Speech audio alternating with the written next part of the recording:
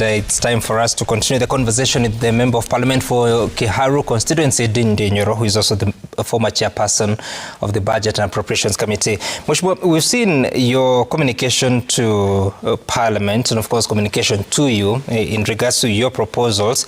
You are seeking to have the VAT on fuel exempted. Is it exempted or zero rated?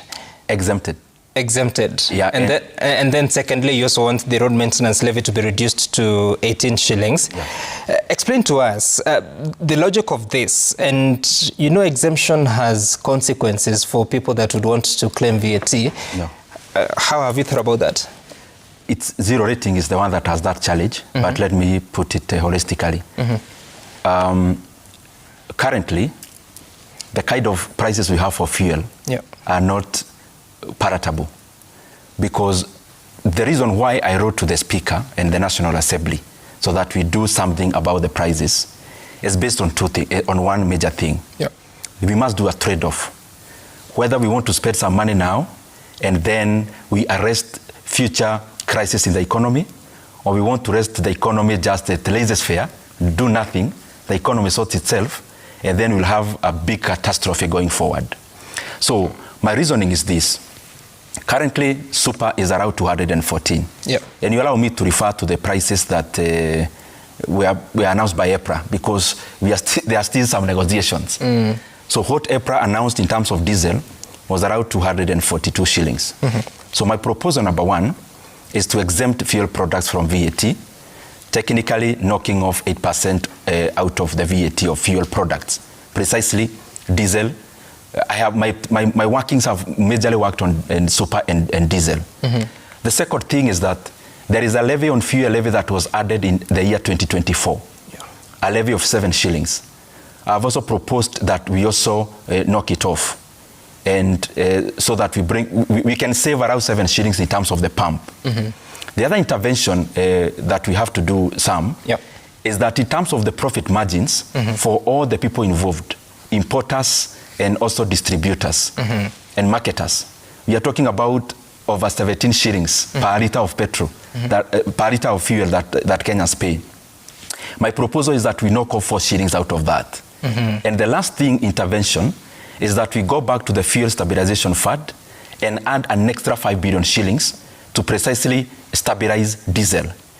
If we do all those measures, we'll have reduced the price of diesel by around 54 shillings, and we'll have reduced the price of super to below 188. So in terms of the question you asked, I had thought about exemption and zero rating.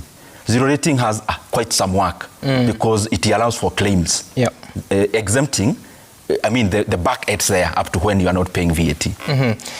So before I get to the details, on that about claiming and not claiming, if I offer transport service, that transport service attracts VAT, isn't it?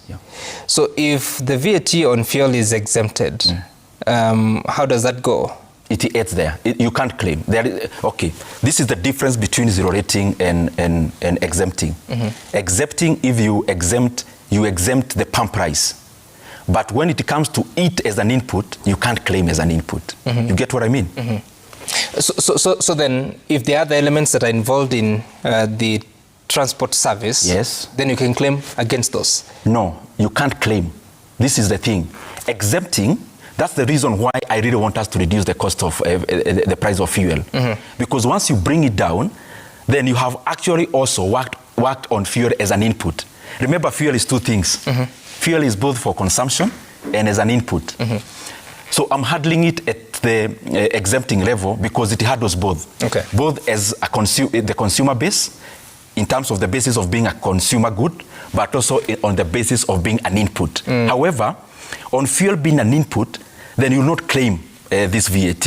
You can only claim if it's zero rated. And how we've seen in the past, it becomes a quagmire. And it does not end up benefiting the real Kenyans. It ends up benefiting the businesses only. Some of the reason for this, because people may argue, I mean, we are spending money, why do it?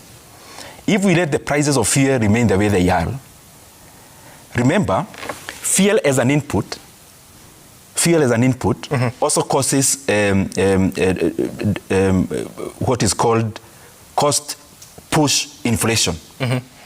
So what does that mean? When you increase the price of fuel now, I have seen in your news, our brothers and sisters in the transport sector have already increased fares. So the prices going up become sticky, the ones that affects the Kenyans. So the reason for us arresting now without buying time is that if we let the prices of things like transportation go up, like for example manufacturing go up, and therefore the end, who is the consumer, pays more, the prices becomes very sticky coming downwards. So that even if there is an intervention in the next 1 month, for example, you never hear a press conference of fares coming down. Right. So that's the reason of us, of me proposing that we must act now without delay. But then have you thought about the implication on the revenue side? Because when you look at the data you have from the Kenya Revenue Authority, oil taxes in the financial year 2024-2025 gave the country 318 billion shillings in collections. And out of that, you had 119 billion shillings in road maintenance levy fund. If you reduce VAT or you exempt VAT, you're going to lose, for the full year, the VAT on fuel was 74 billion shillings. You're going to lose an element for the months that will be in force. But also the road maintenance levy, knowing too well that part of it, 7 shillings, is already securitized for an amount we are told is 175 billion shillings. I have worked, this thing that I've proposed, I've worked on it very deeply. I actually took a lot of time working on these proposals. I've worked on the revenue side, but I've also gone ahead to work on the expenditure side so that we have a balanced budget. After we cut off this money in terms of the revenue, I have actually also worked on which areas can we extract some fat and cut it off. So Kenya spends or consumes around 240 million liters of diesel per month, and we consume around 185 million liters of super petrol per month. So in my workings, the 8% in terms of VAT, in terms of diesel, is around 17 shillings. In petrol is around 15 shillings. So working the holistic figure and also inputting, because once the prices go up economically, you also have to account for lower demand. So after accounting for all that, we need around 7 to 8.5 billion shillings every month. But my interventions for now, which we can renew, are for 6 months. Because I've also studied how the prices of shocks, when there are shocks in the global markets, how long do they last? Like when we had Ukraine, Russia, and the others. So I've worked on also that. So we'll be spending around 7.5, thereabout, to 8.5 billion a month in a period of 6 months, which, according to history, is sufficient period for a barrel of oil to have stabilized downwards, especially when we are optimistic enough that the war may not last for too long. So if I use the average, the in-between of 8 billion shillings, in 6 months, that's 48 billion shillings. Precisely. I've actually, my figure is 45 billion. 45 billion. You're on the same page.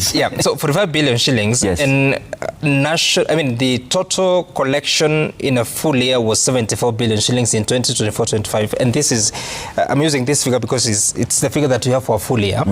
So 74, call it 75 minus 45, you have lost so much just remaining with 30. No. The figure you've read is for one item. My cumulative is for much more than the one item. We are talking about both the prices, the VAT and the fuel levy. So if you do the math the way you are doing, just 1 plus 1, it may not suffice. Because after you do the 240 million liters and the 185, you have to also account, using the data for previous periods, how these kind of shocks also affect demand. So if you do a figure in terms of a block figure, it's coming to around 9.1 billion. But if you net off a decrease in, an obvious decrease in consumption, which is given through price signal, definitely, the real figure is around maximum 8 billion shillings. So let's face it here. You have a budget of 4.67 trillion shillings to finance for the year ending next month. Very good. And you are proposing to cut these taxes. Yes. So what is the hole there? Remember, we are having the change of the financial year in June. So between now and June, we'll only account for 1.5 months. Then we jump into the new financial year. And the wisdom of Parliament, that's why it was that instead of me introducing a private member's bill, then in this process that we are doing, we jump in there because it will be shorter period. And it will also not just take time to deal with the next 1.5 years. We'll actually also deal with this issue up to approximately November or December thereabout. Yes. So please answer the question, because we have a financial year that needs to be financed. And if you referenced the collections up to the 9th month of about 2 trillion shillings. Yes. So there's still a gap. Yes. We have a budget to finance from July this year to June next year. Yes. In your math, how much of an implication have you seen that we need now to cut out in expenditure? Very good. I actually have already worked on that, and everyone has to tighten their belts. Not Kenyans, the government itself. Kenyans have no more belts to tighten now. And every person, including CDF, every organ, must take some haircut. So this haircut is starting from ourselves because we have to walk the talk. We hive off something from CDF. We hive off something from Parliament. In fact, Sam, in my calculations for expenditure, I have been very ruthless when it comes to foreign travel. Kenyans can no longer travel around the country. We cannot have a paradox of also allocating so much money for government officials to travel across the world. So that is one area that I am actually extracting all the flesh. The other areas, of course, are the areas you highlighted here. It's only that there are some details I cannot give on TV. I know exactly where the fat is, even in security organs. And I'm going for it.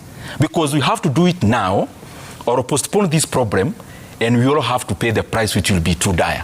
So in terms of the expenditure, that's why I'll be appearing on 2 committees. The Finance Committee, so that we deal with the cuts in revenues, but I'll also be appearing before the Budget Committee, because I have in excess of 100 billion shillings on where we can cut off the flesh, the fat. So when you said that your figure is 45 billion shillings, so in the next financial year, estimates of 4.8, we should already be getting rid of some 45 billion shillings in expenditure? Precisely. On both sides. I have done it to balance because I don't want issues. And by the way, I've gone further, Sam. Today, because the beauty about Kenyans, they keep on volunteering information. As I go through this process, I'm getting also very enriched by Kenyans. Today, I've written to the clerk to also propose a cut of 7 shillings in terms of excise duty. For this reason, I don't want to carry on this process. Then along the way, the government starts telling us there is no 7 shillings in the fuel levy because, as you know, they took off an illegal loan. So I have taken a measure, a fallback measure in terms of excise duty, so that if there is a problem in fuel levy, then there will definitely not be a problem when it comes to excise duty. So you want Parliament to consider either or? My proposal is whatever goes through first, it suffices. All right. So as you reference that, the road maintenance levy fund, which you just mentioned there, and the obligations that the government has on behalf of Kenyans, and you are collecting 119 billion shillings. The House, members of Parliament keep telling Kenyans that you want roads, we have to find ways of financing it. If you reduce 7 shillings so that we go back to 18 shillings, and that may lead to a decline, how then do we fix that? Easy. The budget for roads is not one item. The budget for roads comes in 3 major items. One is what we call exchequer budget. That is the money funded by the Republic of Kenya. There is also some money from external funders, especially when you have money advanced by other quotas. And we are talking about huge money. And there is also money for recurrent. The money for RMLF By the way, they usually go like a third. Yeah. So the money that we call recurrent is basically the money for RMLF. It ranges between 80 to 80 something billion a year. So we have to ask ourselves in terms of administration, what is easier, to cut off the budget and then advance money for stabilization in terms of subsidy, or do we just go at the source? So this is what I mean. You can reduce the budget of roads when it comes to RMLF, but you actually increase the side of the development expenditure, which is called the internally funded budget for roads. But then one would argue, where will this money come from? I've also tabulated that. I've told you on the revenue side, I've already knocked off around 45 to 48 billion Kenya shillings, so that the prices come down. But in terms of the cuts on expenditure, on things that do not affect Kenyans at all, political money, money for travel, I'll be able to hive off more than 100 billion Kenya shillings. So we have enough to take care of our roads without bulldozing and blackmailing Kenyans that there is no alternative other than to levy those kind of huge taxes. What is political money? Some political money is the money that Kenyans have actually no view on. And let me give you an example, which you covered on Citizen, I saw the other time. When you go to big offices, there is money called operations and management. And in that, there is money called confidential fund. That is money that you are supposed to spend money as a government official, and no Kenyan should ask you how you spent it. Did you put it back? The president, when I was chairman of budget after the protests, he actually said it on press. No more confidential funds. In my last year, we removed all of it because that was a directive. Zooming in into this budget, coping because I've done that, there is more than 100 billion Kenya shillings in political money. And it's obvious we are headed towards an election. I know where it is, and just wait for when I appear before the Budget Committee. Just hold on, because that point is important. So confidential vote, the president, I think it was on the 26th of, was it June 2024, he announced that it has to be scrapped. Now you're saying it's back. It's back. Under what name? It comes under ONM. You'll never see a name confidential vote, but it's there. Operations and maintenance for what departments? Of course, the two big offices and some security organs, which you allow me not to be specific. So two big offices, you mean what? Yes. Two big offices. Which are the two big offices in Kenya? You tell me, which ones? I don't know which ones are funded. I just mean, which are the two big offices? Mheshimiwa Nyoro, you know that. That's precise. What I'm avoiding on this show is to start spewing names, then we lack the content of this discussion. You know those offices, and you know one that have spent 17 billion Kenya shillings and spent money for the entire financial year. The money was spent in around half a year. That money that had been appropriated to be spent, around 8 billion, one office spent 17 billion Kenya shillings. That's what I'm calling political money. And this money is in cash. And I'm not the only person raising these issues. I am sure you'll see even the Office of the Auditor General being very concerned about that. That's not exactly accurate, unless you're referring to a different office, because the figure that we have from the control of budget is that State House spent its budget for the full year of about 8.5 billion shillings by the first 6 months. They went to Parliament for a supplementary budget to raise it to 17 billion shillings for the full year. So it's not yet spent. Okay, all right. The year is ending, so you check after the year ends and then call me back here. So what do you think it was being raised? It was being raised, number one, let me tell you some. If you look at the details, the money had actually been spent, some of it. Remember, there is Article 223, where an office can actually spend money and come to Parliament for ratification. Instead of belaboring the point, the year is 45 days away. Call me back here. they'll actually have overspent that same amount. There's one issue that I need us to tie about the road maintenance levy. So if already the government has securitized or borrowed against 7 shillings of the RMLF, so we have obligations to those that have given us the credit. How do you propose you deal with that if you reduce the 7 shillings? This is the time of awakening. I've been to this studio, talked about this jargon of securitization. It is now biting us. Let me shock you, because I have spent a lot of hours preparing for my proposals. As I appear before the Finance Committee in terms of the cuts, I am actually not aware there is securitization, because there is no single document anywhere in Parliament in regards to securitization. It was an illegal loan. It remains an illegal loan. And we cannot, as Kenyans, continue to respect odious debts on the basis of the money has been spent. So how do you know there is security? Have you ever seen, because some I know you are very meticulous, you've said the money has been borrowed against. Show me the documents. Parliament would have it. 0. I've asked for it. That is the kind of malfeasance we are talking about. What's the explanation? There is none. Sorry, you've asked for it on phone or formally on the floor? I asked for it in the committee as I appeared last time. There was none. So if it exists, what's your proposal? That's why I have proposed excise duty cut. Because I know the games these guys are likely to play. I know them. So I have proposed the cut in terms of fuel levy, but because I know the games, I've also proposed a cut in excise duty so that whichever comes first, Kenyans must get reprieve.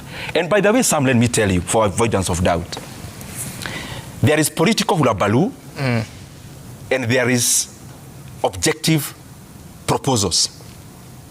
I have taken so much time to do these things, and there is no other way the country is going to give Kenyans reprieve in the pump other than using these proposals. So I'm asking the guys in government, I've seen them going from TV stations to the other, calling press conferences, even tomorrow I know there are some. Instead of wasting so much time for Kenyans, let us get back to Parliament on Tuesday, have this as the first agenda. We can get it done by Tuesday evening.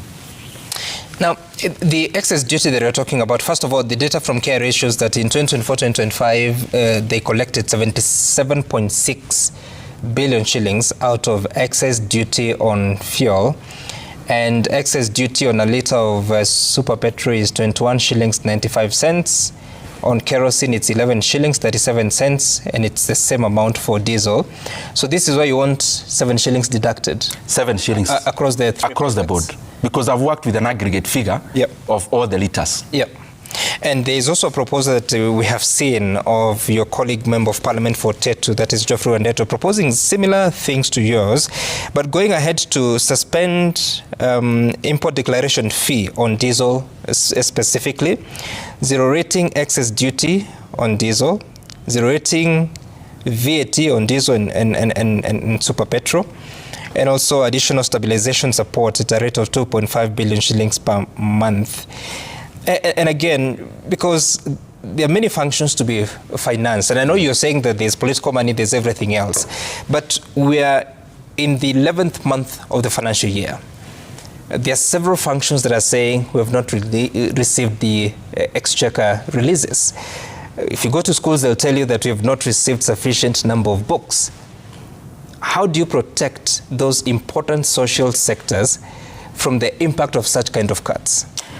We have already protected them, because the proposed cuts in expenditure have nothing about the service to Kenyans. It has everything to do with servicing the juggernaut called government machinery. The money that oils the government machinery is where I'm cutting off. And the proposals from my colleague, I am not a monopoly of proposals. I wish we can actually have many more members proposing as many diverse measures as possible. But by Tuesday, we must harmonize them, because I don't want to see a situation where, Sam, you still call me here the next 2 weeks discussing about an obvious thing. It's time that we just do the right thing. How do you get goodwill from the House? I don't think there'll be a challenge here. The challenge I see is political domineering of the executive. Many of my colleagues are very reasonable. Majority have called me in terms of support for these proposals. Some are already voicing their support for these proposals to their constituents. We'll have a very important period now for Kenyans to actually see and weigh the caliber of the leaders we have. It will be open in terms of voting, and I know people will do the right thing. But Mheshimiwa Nyoro, now the war in Iran, if it is the cause, it continues. There is no sign of it ending. Next time we have a consignment, the pricing regime of 14th of June will depend on what we are told, the fuel received by the 10th of June. So there could be challenges that may raise the landed costs. How do you propose we maneuver in future, even if you cut all these taxes, how do you propose we deal with if the product cost keeps rising? That's a good answer. A good question. If the prices keep on rising, having knocked off some of the levies will make the price cheaper than it ought to be. You get what I mean? Even if there is a landing cost increases next month, and you have knocked off 54 shillings out of diesel, that 54 shillings is constant, regardless. So there is still reprieve. Okay, now let's talk about, because we understand that there are consultations going on between the transport sector stakeholders and the president in Mombasa, and hopefully we'll have outcomes perhaps tomorrow.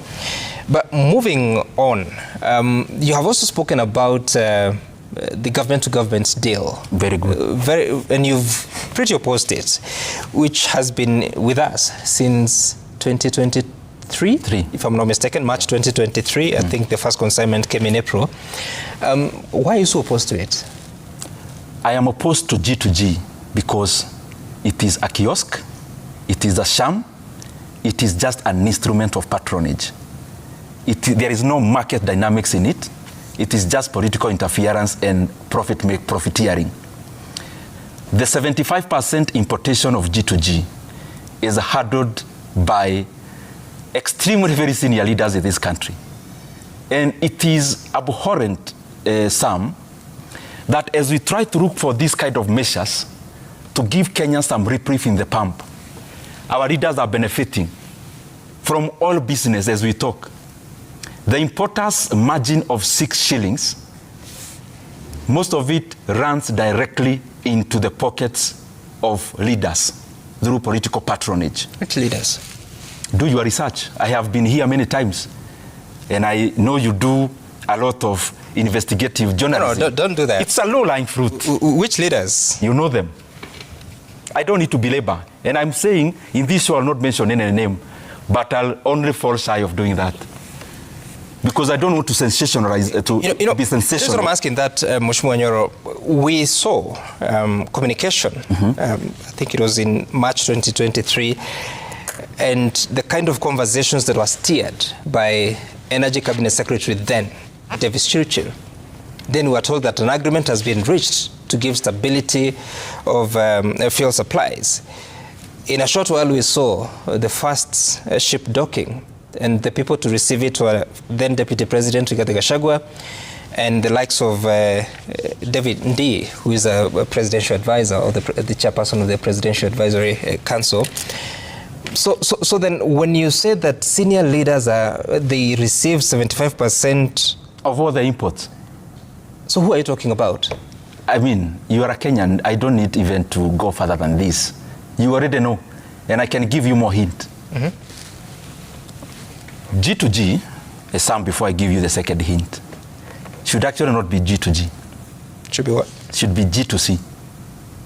Government to cartel. On the side of supply, we are dealing with Saudi Aramco, which is a government entity in the Kingdom of Saudi Arabia. In the UAE, we are dealing with ADNOC. That's a government-owned enterprise. In Kenya, we had an enterprise called NOC, which was bypassed. The reason why we bypassed NOC is because we would have handled a national problem using our national instruments, but it was so difficult for an individual to benefit. That is why we cobbled up some entities which Kenyans never knew before to become the sole importers of fuel. I want to give, without an avoidance of doubt, and I said this in JKL and I want to repeat, just for your future reference, G2G is a kiosk of senior leaders, just to underline. And if you trace the same G2G, you'll find the same entities cobbling up profits from importation are the same who have taken over our natural resources in Turkana. The oil resources in Turkana, which belongs to the people of Kenya, as I talk to you now, has been taken over by the same cabal. We have to draw the line, Sam, because maybe we'll have time to talk about debt and other issues economically. If we get it wrong in terms of exploration of oil and minerals in Kenya, then we'll have actually no exit in terms of the problems that we have. And I'm calling upon our leaders, as we address the press, let us also be brave enough to admit where we are making money out of the miseries of Kenyans. When you talk about the resources in Turkana, do you know the company that is now doing the exploration? I will not mention companies or names. I'm giving you homework. No, I'm just asking, do you know them? I know everything. So how? And I've given you enough lead. How are they connected to senior leaders? You find out. When did you realize this? I realized that around, in terms of senior leaders being involved. Yes. Or in terms of which companies are involved. And that G2G was a kiosk. We keep on getting information over and over, and it crystallizes to something that can be verbalized. In terms of having the confidence that I have evidence, I knew the real evidence earlier this year. This is 2026. Yes. So in... Previously, just like any other Kenyan, I actually used to think we have an arrangement that, you know, every time you're doing something that benefits you as a leader, of course, that's not how you package it. Even when you were chair budget, you thought this was a good arrangement? Remember, this issue has nothing to do with the chairman of budget or budget committee. I'm just referencing the period. Honestly, like every other... Remember that time, the global oil prices, we are doing very well in terms of an oil-producing country. Yep. We were in summer in terms of low cost of barrels. Yep.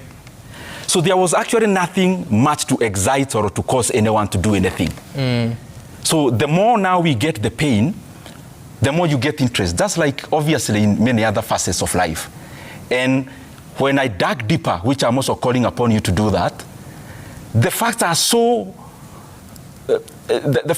near the ground that you don't need to dig for them. You just scratch and you'll see them. So how do you respond to those that would accuse you of complacency while you were in the good books of the leadership of this country? And now because you're no longer chairman budget and things have not gone as you had intended in 2022, that's why you're speaking? You mean about all things or about oil? Everything, including G2G. Everything. Like, you know, I've been speaking about many things. Yep. Debt, securitization, the economy, oil, capitation, and all the others. So if it's holistic about all those things, yep.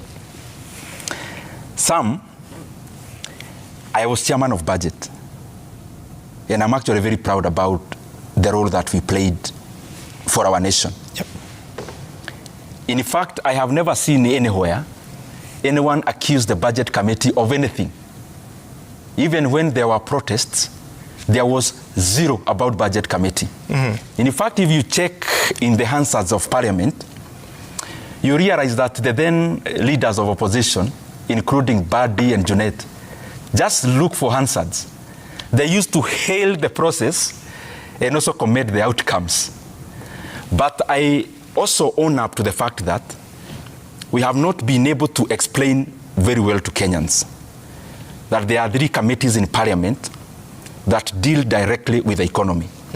One is the Budget Committee. Right. It deals only with the expenditure. There is the Finance Committee that deals with the revenue side of the budget. Yep. Taxes, levies, and all the other things in between. Standalone committee with a chair.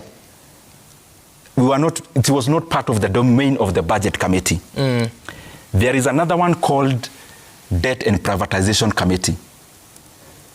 And I'm saying this because when I talk about debt, of course I get reminded by Kenyans, you are chairman of budget. Look for my Hansards, even when I was chairman of budget. Yep. Whether I have ever exhorted the kind of debt uptake that we are having. So it's good that we distinguish all those things. Yeah. On our side, we did our job, but probably, I said it yesterday somewhere else, maybe because of the personalities of some of us, we may end up taking responsibility even for the other committees. However, as I sign off on that, yep. I also want to say that I am grateful that I served Kenyans in that capacity, because it has made me a better leader and a better representative of the people. The kind of issues we are handling, the fuel, the securitization that I've been handling, the debt situation, the economy holistically, I want to admit to you that without the experience of me having been the chairman of budget, I would not have been a better representation of the people of Kenya than I am now. But sometimes you have to take the bitter pill, because many times I can talk and then some people will remind you are chairman of budget, even maybe when you had nothing at all to do with some of the things that we are talking about. I take that responsibility because I also learned. It's maybe part of the reason I am on this bench today.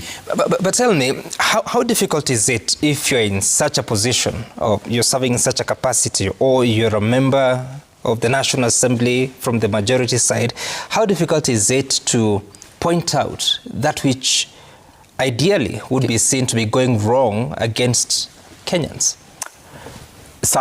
When you're in a team, that time we were in a team. Yeah. Just like when you are here with your producer and other people, maybe co-anchor, you set modalities on how you are going to appear to the Kenyan people. You may actually be opposed to the kind of clothes you should wear. But because of the collective responsibility, you voice it internally, you come to a conclusion, then you cannot come on air to say I was forced to wear this tie. So we used to meet and have robust discussions about many policies. And I could give my voice. Some would be taken, some would not be taken. And I don't think it would have been very polite and mature for me as a leader to then come out and say the same things I was supposed to internally, to say them externally.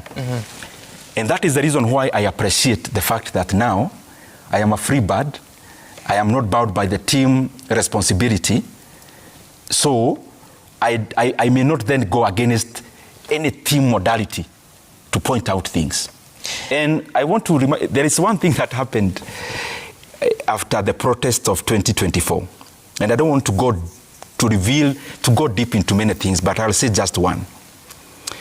So we met around that time, remember, we cut off the budget in terms of revenue. Yep. But we're also cutting in terms of expenditure. So we met in a very high-ranking meeting. And that time there were 46,000 JSS interns who we were to put in money for them to be confirmed into permanent and pensionable terms. Upon meeting, some leaders suggested that since these are the same people who are in the streets, we should knock off that budget of confirming them to permanent and pensionable. And I stood my ground. And I said this can't happen, because precisely the reason they were in the streets is because they don't have quality jobs. So some of these things and many more, we could argue internally, but I don't think it was very tidy for anyone then to come out that time and say, msimamo yangu ilikuwa hii. In those internal conversations, was the issue of G2G ever discussed? Never, ever, ever. Nobody saw anything wrong with it? In the meetings that I attended. Yeah. Remember, in the budget committee, we had nothing to do with G2G. Even in your parliamentary group meetings, I mean, your National Assembly, aren't you? I don't remember anywhere that it needed my very close input that it actually came, unless I have forgotten, but I don't remember. I'm asking that because, if you may recall, in the year 2023, the late former Prime Minister Raila Odinga spoke against G2G. Of course, there are those that were in government that came out and condemned the statements that he had made. Nobody ever saw any sense in the questions being raised, or to even go and find out what's the truth? Do you want to know the truth after that? Go ahead. I want you to do some little homework. You check the companies that were under G2G up until the protests of 2024. And then you check the companies that were added after the protests and after the current handshake. Then you realize why that discussion never progressed, even from the voices that earlier had them. The handshake was beyond political. It is also in G2G. You will also find companies under G2G that belongs to the other side of the handshake. They were incorporated as a political settlement after the protests. And that is why I find sometimes us as leaders being very, very, very insensitive. The issues that Kenyans raised, they were put in the shelf. The political elite went into boardrooms, cut deals, and that was it. So that's the homework I have given you. Please, once you find out, I request you humbly air to the viewers on the companies that were added and the owners of those companies. That's a lot of homework when the teacher is present. Because if you are to go back to the conversations around G2G and the arrangement, it was said that the IOCs, the international companies, were free to nominate their local OMCs, local oil marketing companies. And they appointed Gulf Energy, Galana, and Oryx. That's what we knew. Okay, go ahead. Which other companies are involved? No, you tell me. Because you're saying that this changed. You seem to have even so much information. No. This is what we know because we covered it. Some? Yeah. That's what you hear. Because the person telling you is the beneficiary. Some, we have interacted, and you know that I rarely say anything that I cannot defend during daylight. I want to repeat for avoidance of doubt. G2G is pure grade 1 political patronage, and the leadership of this country benefits directly from G2G. The leadership owns a company or what? You do your homework. I have seen you have done enough. I know you know what you're even asking. No, I don't know. I'm asking you questions. So dig deep. And you provide the answers. Yeah. But then, so is there a solution? Because Parliament is a house of representatives of the people. Is there a solution through Parliament? For the economy or oil? On this G2G. If G2G is political patronage, yes, that's taking advantage of Kenyans. Pure. So what is the solution through Parliament? We'll do what we should as individual members to call for a probe and to also compel the government to open up the sector to real market dynamics. Remember, the reason why markets exist is to give the consumer the best deal. Yeah. When you close the market and the dealers in there, it means there is no competition. It means the end user will always be taken advantage of. But in terms of the fuel prices, Parliament has a field day to project to Kenyans that we are real representatives of the people. And I call upon Parliament, where I sit, that yes, I know the House has been reduced to phone calls, but on such a matter, we must redeem ourselves. We must do the right thing. And it's not just a matter of following Ndindi Nyoro's proposals. Let all the other members of Parliament come up with their own proposals. Let's go with the best that actually puts Kenyans in a good shape. If you are to open up the G2G arrangement to open and international oil marketing, oil importation. How do you do that, knowing too that there is a contract, we are told, signed that should run up until the first quarter of 2028? So Sam, should we then be bound by an illegal contract which we know is basically an instrument of patronage, or just rectify the wrong and do the right thing? So it's illegal? By all the definitions in terms of the patronage involved, would you call that a Kenyan-oriented deal? Even when it has ramifications if you pull out with foreign entities? Sam, we just have to do the right thing. Kenyans cannot continue to be blackmailed in this kind of situation. That's what I'm asking. What is the process towards that? Because every time you ask, you're told that you were in this country in April, or was it March, when people are arrested for importing oil through an arrangement that is not G2G. We are told that there are clauses in there that require that the only oil coming into the country is through that arrangement, appearing that there would be consequences if we went against that. So what is the process like that Parliament can actually see us opening up that system? Before I answer that question about Parliament and what it can do in terms of G2G, so you believe the oil Kenyans are consuming now is from Saudi Arabia, from Saudi Aramco, from G2G? You tell me, where's it from? I'm asking as a Kenyan because you give us here fuel which has 5-fold sulfur level, and you tell us it is from the same arrangement. Do you think Kenyans can take that? So where is it coming from? Is there a way of establishing that anyway? There are many ways of establishing. Yep. I think I've said enough on that. Let me go to...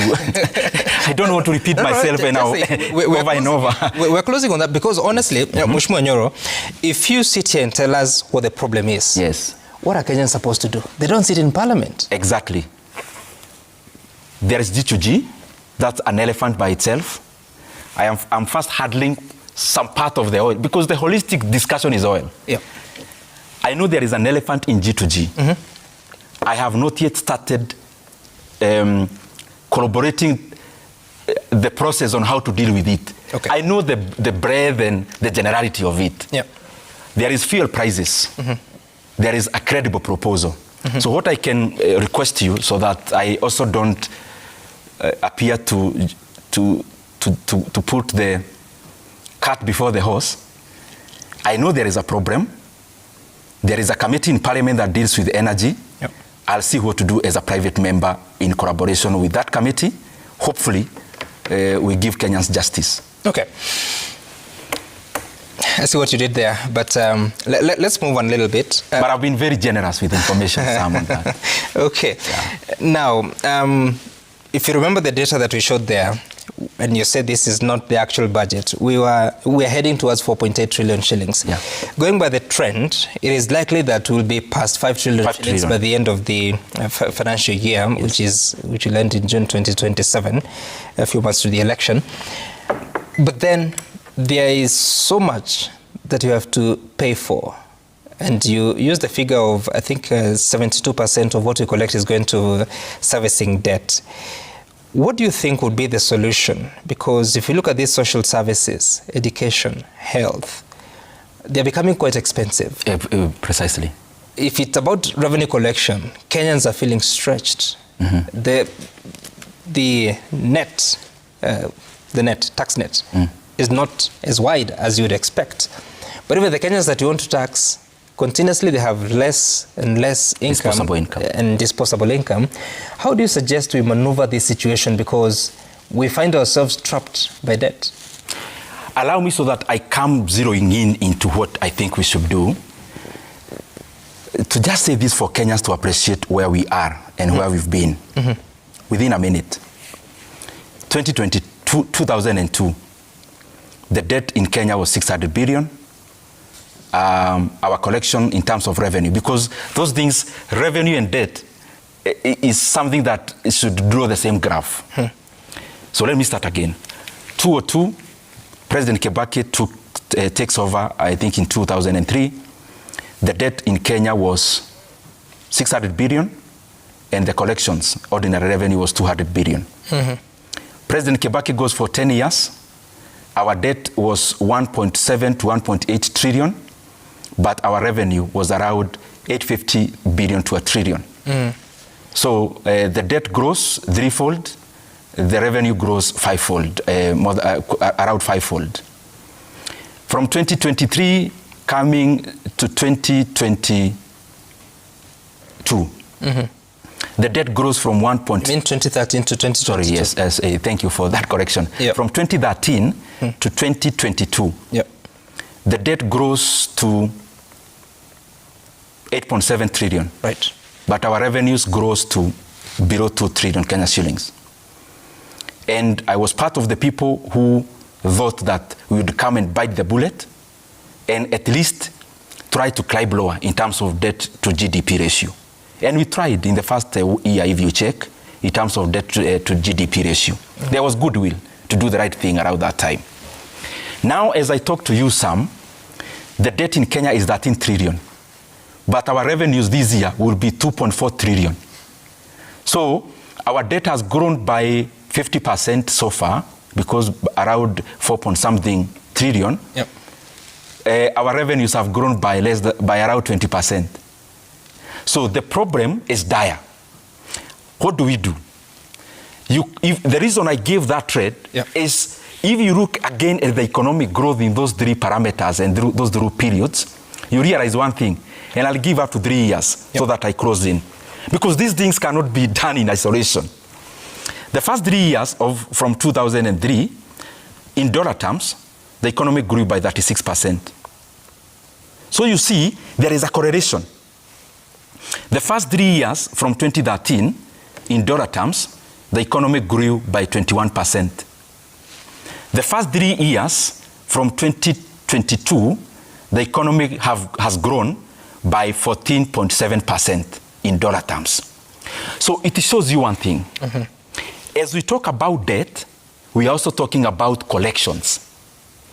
Because you take debt, you put in deficit financing, or you take up deficit financing to fill up for what you do not have.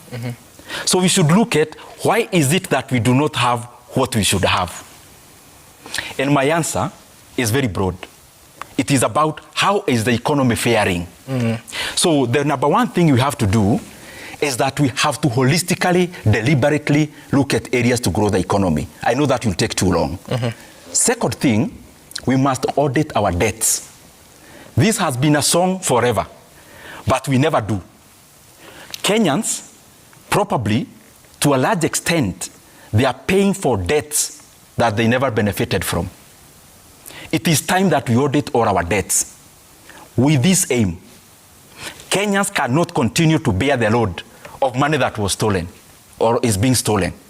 So once we audit the debt and we realize there is 2 trillion Kenya shillings that never followed the law, that never came to the consolidated fund, we have to bite the bullet and refuse to be part and parcel of those debts.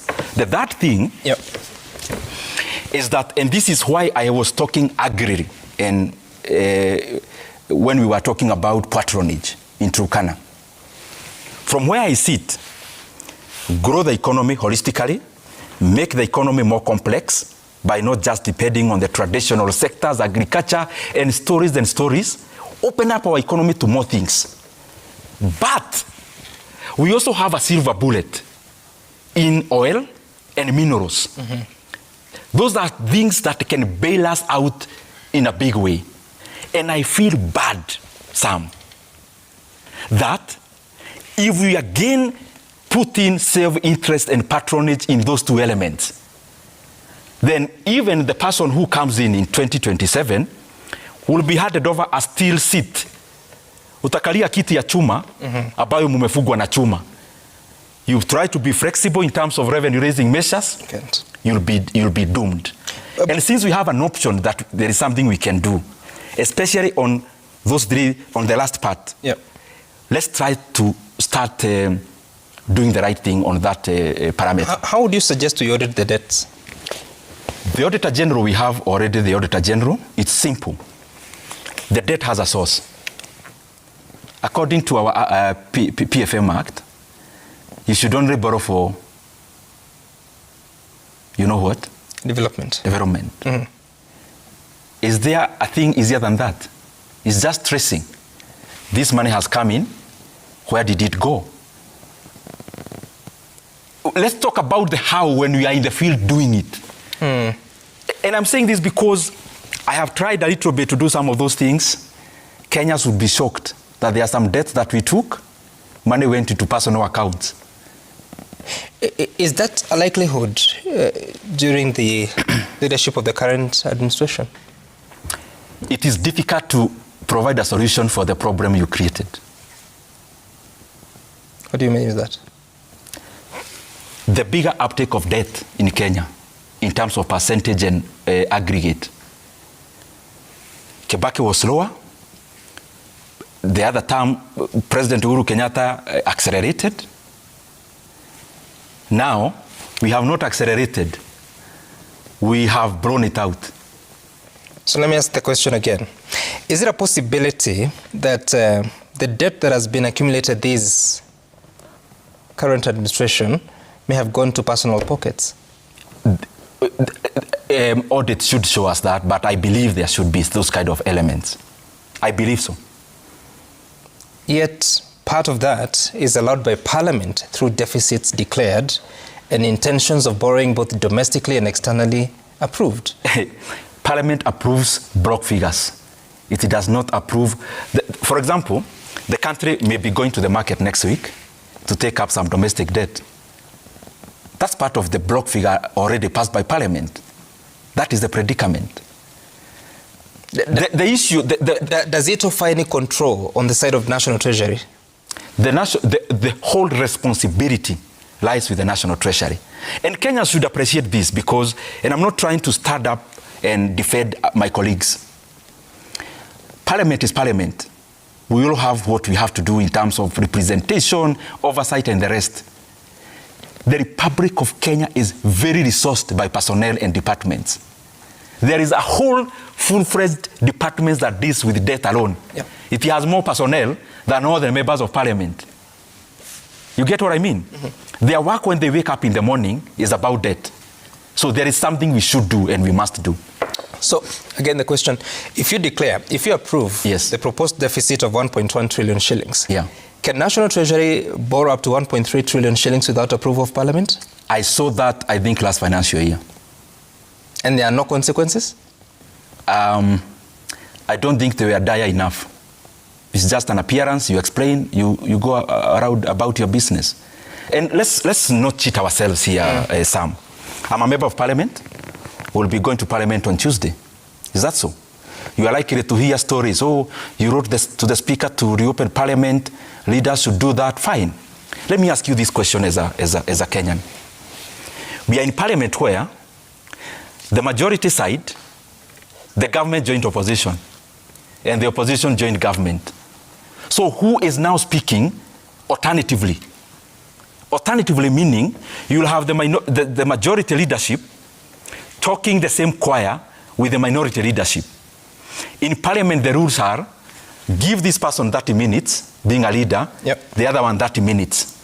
So in that kind of a situation, that is why beyond the things that we are doing in Parliament, we also come here to explain to Kenyans, so that the pressure is from all directions. Okay, I hear you. So finally, for today, so the economic survey tells us that our economy is 17.6 trillion shillings as of December last year. The budget estimates presented to the House you sit in say that the economy is 20.8 trillion shillings. Why this difference? There has always been those kind of discrepancies ever since. And I know the current GDP, the one the current budget is working on, the next one. I mean, the budget starting from July is around 20.8 trillion Kenya shillings. But remember, I would need to check whether one is nominal and the other one real. They describe it as national GDP. Yes, there could be nominal, there could be real. Nominal has not deflated inflation. I will need to look at that. But do you have some minutes? I say what I want to say. Go ahead.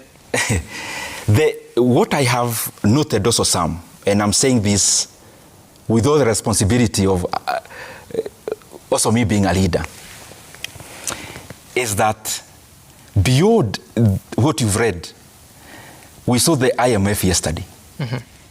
They released the African countries per GDP, in terms of GDP in Africa per country. And our country, Kenya, has slid to number 7. Of course, behind South Africa, Egypt, Nigeria, Morocco, Algeria, and now Angola. And of course, because you know the reason why Ethiopia slid back in 2023, it was because of the reset of their currency. It is also a very probable candidate to do very well.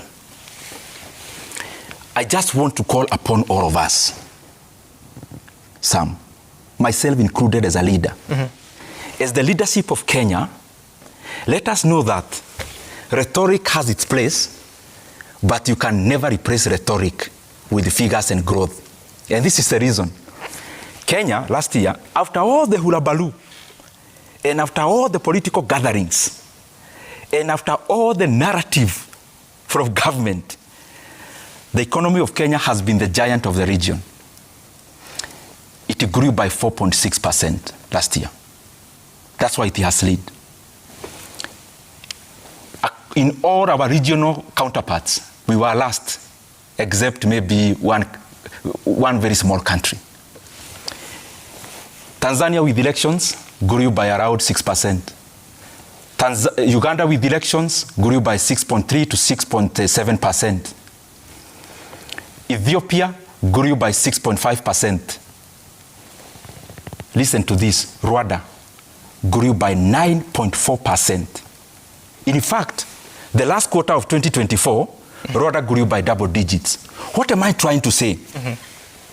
There is what we can constantly sell to the Kenyan people, but as leadership, when Kenyan people tell us, this is not working, and we insist this is working, we must always know the intelligence of the Kenyan people should supersede us, because the figures are siding with what Kenyans are saying.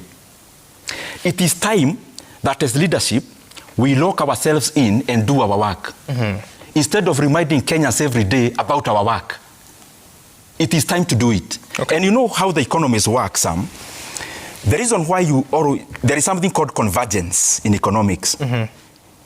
Something called absolute convergence says this, that all developing countries ultimately catch up with the developed ones. Ceteris paribus, holding all other factors constant. However, if you look at a country like the US, it has always sustained the lead. Why? Because as the economies converge using the traditional parameters, the economy adopts more technology and diverges in terms of technology. So the economy remains dominant. Okay. So Kenya has been a leading economy in the region. For us to remain dominant, we must know that if we allow our regional economies to keep on converging is growing higher than us, within a matter of time, we will be at par. And I don't think Kenya starts in that kind of pedestal. Okay. We deserve more, we have more, we can do more. Okay, all right. Now, I want us to take a look at the feedback that has come to us at Citizen TV Kenya. Sam Gichoku, they are stuck to use Citizen tonight. And Makabonyo, you're saying that we've always known Kenya doesn't produce oil, yet every fuel crisis catches us unprepared. Why not invest aggressively in electric vehicles and nationwide solar? Less fuel dependency, cleaner energy, and carbon credit income. Okay. Kerini Jared, you're saying Ndindi Nyoro is quite evasive, talking about 100 billion shillings political money, G2G being grade 1 political patronage, Turkana oil fields being taken over. It appears this country is rotten top down. God have mercy on us Kenyans. You can take note and see what you want to respond to. Sir Nixon Dogwira, how do you propose the way to deal with those MPs who get their pockets and stomachs fattened before voting in Parliament, contrary to Wanjiko's vote, particularly on finance bill? Okay. Okay. Mark Makuda, you're saying you keep being reminded you are the chair of the budget because of the good work that you did. It's good to point out the hits and to own up. I really admire the brilliance of Ndindi Nyoro. General OGW, Ndindi served in government and chaired the Budget Committee where you had direct influence over fiscal priorities and oversight. The issues you are criticizing today, where was this urgency and opposition when you were in a position to act? What specific measures did you push? Okay. And Kolos, which is saying, whichever side of the political divide you are, the kind of things Ndindi Nyoro is saying should scare you in your own behalf and on behalf of your children and the next generation. Yeah. I don't know what your take is. Yes, go ahead. I'll be precise. I agree with, I may not mention the names I didn't capture, but I captured the content. Yep. The first person was about long term, and I agree. What we should be doing in terms of even dealing with future demand of fuel, because the demand for fuel will continue to be there. Yes, we will become an oil producer, but 20,000 barrels a day is not much. Yep. So we must look inward and also outward in terms of solutions. My proposal would be simple, Sam. One, in terms of medium and long, we must be deliberate in terms of EVs. Very deliberate. And Kenya being the kind of economy that is well positioned geographically and having respect, and especially in the past, in terms of what we are, we should be now quoting, for example, one Chinese company, an EV producer, to come set up base in Kenya, a Japanese one, an American one, and of course, a European one, and especially to take care of the region. Morocco are now doing it. If you look at the complexity of the Moroccan economy, complexity here meaning the kind of products they produce and the technology embedded in those products, you realize that Morocco, the reason why it is now growing and solidifying is because their auto industry is doing very well. And they are leveraging on their proximity. Mm-hmm. We also have that proximity in terms of the African market. Yeah. Second thing is about the second brother of mine about being evasive. I own up. Mm-hmm. I didn't want to be sensational. What I've said, I'm sure Kenyans have listened. They have taken note. In terms of G2G, in terms of Turkana, in terms of political patronage, looking at the kind of comments, Kenyans know what I'm talking about. Only that I didn't want to reduce this show into name calling and kutaja majina. The way to, in terms of dealing with corruption in parliament, it's just basically holding all of us accountable. And the beauty is that in parliament, the kind of vote that happens on this kind of an important thing is public. So we make it public. You remember the way like we did BBI, you go on the microphone. Yeah. We do that so that the people from the place you represent can actually see whether you are reading their mood. I knew this would come up, and I am glad you are budget chair. I get that everywhere. And I am glad, as I said, and I don't want to run away from responsibility. Budget committee deals with expenditure. I have never seen one place anyone talking ill about the work of budget committee, whether I was chairman, when I was chairman, or even now. Because as you know, we all have to expend. There is usually no problem with expenditure. I think they're more of, talking about it more of the access that you had to power, to the powers that be. Okay. And you are not as vocal as you are today. I said it, I just thought it is, some of these things I used to raise them internally, as I said. Yeah. And I think that's the polite way. And by the way, did you ever get any response on some of those issues? Some, we handled them there and then. Like JSS, I stood my ground. And I stood my ground, I had met the officials, and I saw there was a real need.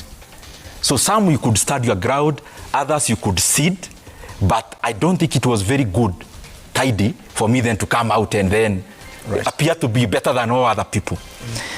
And by the way, that's the reason, even politically, you see me having the kind of stance that I have. If I belong to dominancy in terms of teams, these kind of things I'm raising, I would have raised them today. People would think it's because it's there or there. There are things to me that are more important for the country than my ambition as a leader in terms of political innings. As I go to finish, again, it was about Budget Committee, which I own up for the work that we did. And the fact that I had explained, there is Finance Committee that deals with taxes, there is Debt Committee that deals with debt. We used to work as a team. At least now, I can voice my opinions freely without the responsibility of being part of the team. You've spoken about political leanings. Do you have any now? We've been in this discussion talking about very important things. Yes. You mentioned it. I didn't. This is my political leaning. Which one? Starting with the Kenyan people where it matters most. Do you have any political ambitions outside of Kiharu? Some. Yeah. Citizen TV is here today and next month and the other time. We can talk about that next time. Do you have any today? I'm already working as a member of parliament. We've been executing all this with the powers I have as a member of parliament for So Kiharu. come 2027, will you be seeking any political office? We'll talk about that. There is so much time between now and then. Okay. Yeah. Asante sana Mheshimiwa Ndindi Nyoro for making time for us of this conversation. Of course, it continues. A lot of feedback coming in on X platform and social media platforms, and including WhatsApp on the messages that you're sending us. Do keep on with the conversation. We understand that tomorrow there will be a press conference from State House Mombasa. The president will be addressing the nation. So we wait to hear what he has to say. Will it be about the fuel situation that we have in the country, or what else will it be about? We wait to hear. Asante sana. Thank you so much. Thank you very much. See you again some other time, and apologies that we had to make time for this, and that's why we didn't have Newsgang, but we will be there come next week. Bye for now.